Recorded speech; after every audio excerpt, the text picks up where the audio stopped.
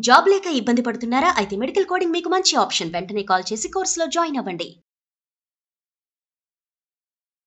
Hi viewers, India's largest digital media network Suman టీవీకి స్వాగతం. ప్రస్తుతం మనతో ఉన్నారని motivational speaker and language trainer Vijaya Bangaru అమ్మ.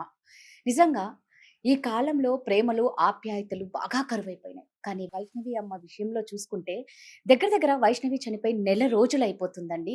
కానీ వాళ్ళల్లో ఎంత ప్రేమ, ఆప్యాయత, పెద్దమ్మ పిల్లలు, పిన్నమ్మ పిల్లలు, ఆడపడుచులు, నిజంగా వాళ్ళ ఫ్యామిలీని చూస్తే చాలా గర్వంగా ఉంది. అందరి ఫ్యామిలీస్ ఇలా అన్యోన్యంగా ఉండాలనుకుంటున్నాం. సో ఒక్కసారి వైష్ణవి అమ్మ గురించి ఒకసారి అమ్మతో మాట్లాడదాం. అమ్మ నమస్తే. నమస్తే. అమ్మ, అమ్మ అంటేనే నవమాసాలు మోసి కని పెంచి తను ఎదురు చూసేది తన బిడ్డ ఒక మంచి స్థాయికి వస్తుందని.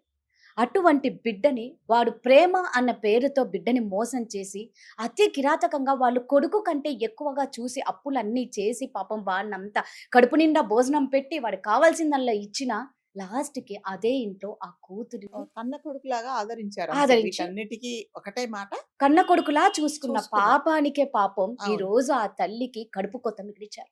అమ్మా, ఈ వీడియో నేను ఎందుకు చేస్తున్నానంటే నిజంగా ఈ రోజుటికి వాళ్ళ ఇంట్లో వాళ్ళ హోల్ ఫ్యామిలీ బాధ చూస్తే ప్రతి ఒక్కరికి కళ్ళల్లో నీళ్ళు వస్తాయి. అవునండి.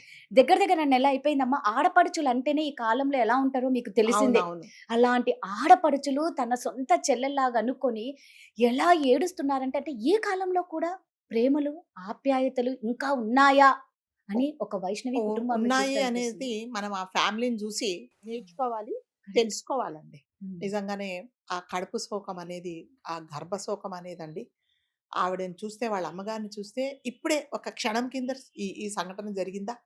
ఆమె కూతుర్ని పోగొట్టుకుందా? అన్నట్టుగా ఆమె విలవిల ఇంకా అంటే ఏమాత్రము అంటే జనరల్‌గా ఏమంటారంటే ఈ బాధ, ఈ శోకం అనేది ఈ రోజు ఉండదు, రేపు అవును. ఉండదు, రేపు ఆ. ఉండదు, రేపు ఎల్లుండి ఉండదు. క్రమేణా తగ్గిపోతుంది. వాళ్ళు మనుషులలో పడిపోతారు. ఆవిడ మామూలు మనిషి అవుతది అని ఒక ఇది. ఎవరైనా ఇంట్లో ఎవరైనా ఉమ్. పోతే. కానీ వీళ్ళ విషయంలో నేను చూడలేదండి ఎవరిని. ఈ వీళ్ళ విషయంలో వాళ్ళ తల్లిని చూస్తే ఈ క్షణమే ఇప్పుడే జరిగిందా? 2 నిమిషాల క్రిందట తన తన కూతురు పోయిందని తెలిసిందా? తెలిసినప్పుడు ఎలా బాధపడుతుందో, ఈ క్షణం వరకు అంటే నెల రోజుల నుంచి ఆవిడ ఇదే బాధను అనుభవిస్తుందండి. అన్నదమ్ములు, పోనీ అన్నదమ్ములంటే రక్తం ఉమ్. పుట్టిన వాళ్ళు, పోనీ ఆ బాధుంటది.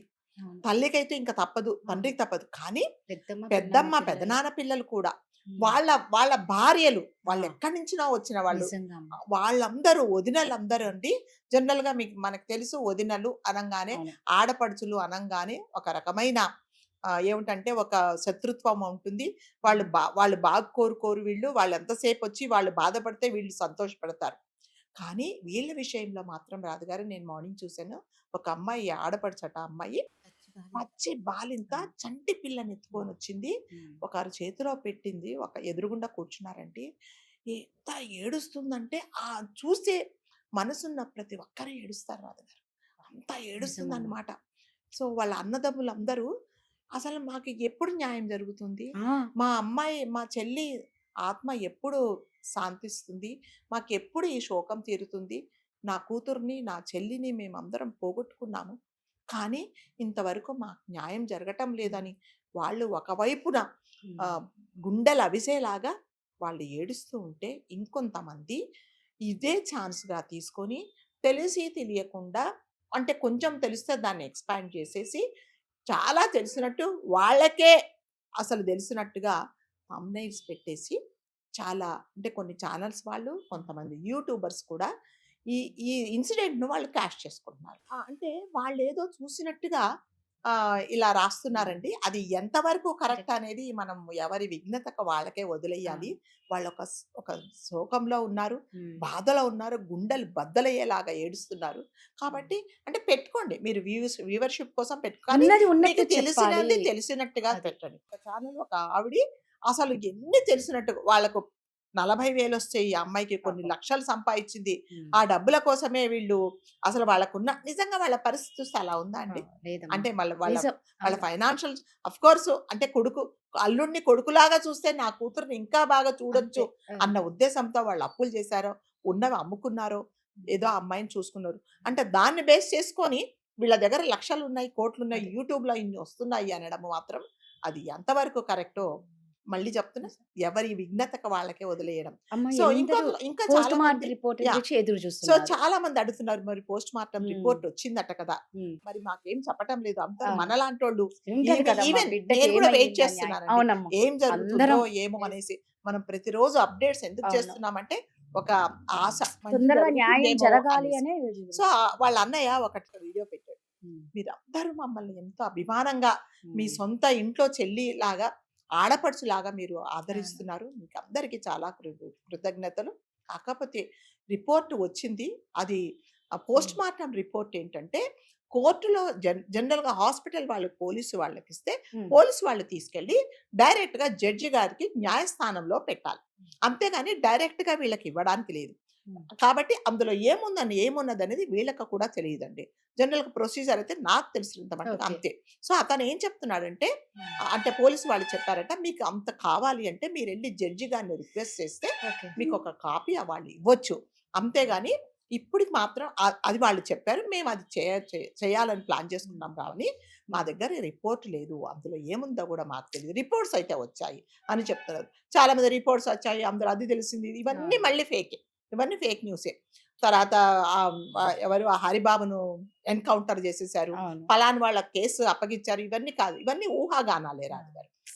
అంటే మనం అందరిని రిక్వెస్ట్ చేయడం ఏందంటే, యెస్, మీరు న్యూస్ ఏదుందో యెస్. అప్డేట్స్ కరెక్ట్‌గా ఇవ్వండి. మీ నిజం. వ్యూవర్‌షిప్ కోసము హ్మ్. మీకు రెవెన్యూ వస్తుందని మనము ఇలా రాస్తే ఇండైరెక్ట్‌గా వాళ్ళని ఇంకొక విధంగా బాధ బాధపెట్టినట్టు. ఆల్రెడీ సో వాళ్ళు బాధలో వాళ్ళు ఉన్నారు. వాళ్ళేమంటారంటే, దయచేసి ఇలా హ్మ్. పెట్టకండి మా గురించి.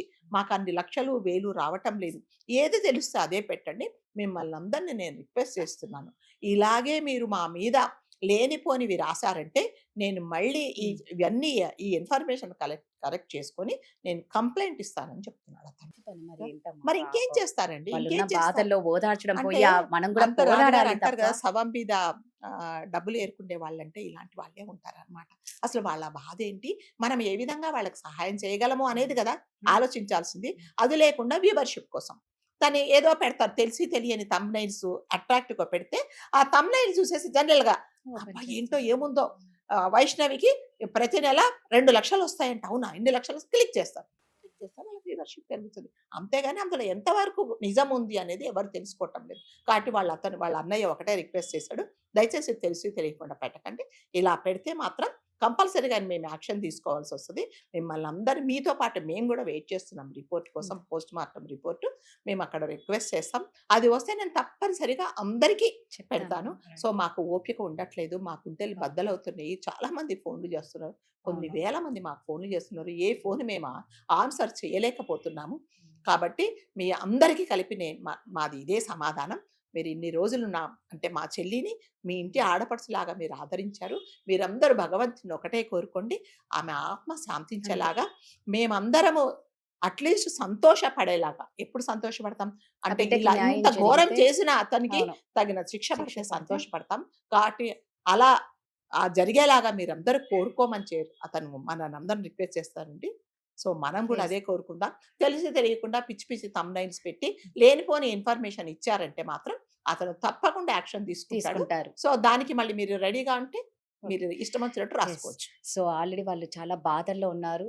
దయచేసి చేతనైతే న్యాయం చేయనీకి అందరం పోరాడాలి తప్ప ఇలాంటివి ఎవరు చేయకండి. థాంక్ యూ అమ్మ. Thank you.